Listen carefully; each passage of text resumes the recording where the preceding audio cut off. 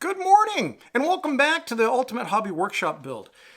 You know, this has been a really fun experience. I'm going back and looking at pictures that I haven't looked at for some time, some video as well. And, you know, being in this shop now, this 20 by 32 shop, is so fun to go back and look at the process of building it and what it looked like when I first moved in here, because once the shop is built, then you got to outfit it. And that's taken years. I'm really happy with what I have now. I mean, it's just great, but it didn't look like this when I started. So we're going to look at that. So the first thing I think we'll do is we'll do a little bit of a recap on the previous 3 videos. Let's see how we got here, and then we're going to look at the interior finish.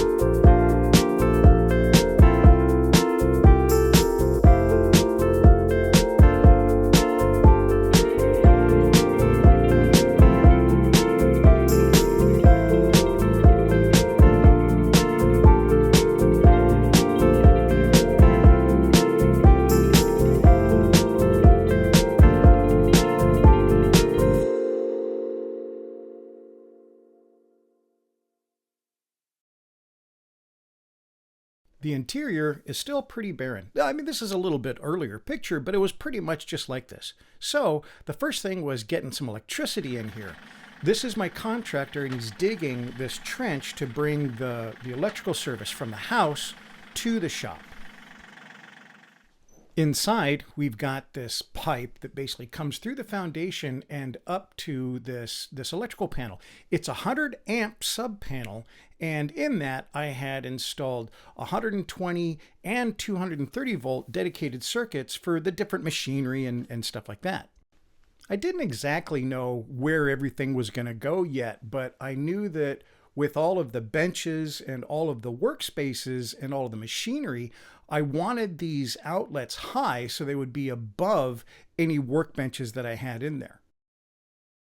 So once the electrical was all run, I had to have an inspection before they went to like the insulation and the walls.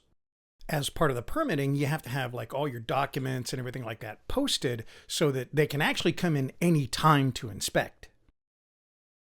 So the next decision I had to make here was, do we go with standard fiberglass insulation, which we obviously did, or, spray foam insulation? And two main reasons. Number one, cost. It's much cheaper to do the fiberglass insulation. But number two, if I ever had to get into these walls, if I ever had to do any modifications, this is so much easier to deal with, to work with, than that spray foam insulation after it's been shot in there and then it hardens.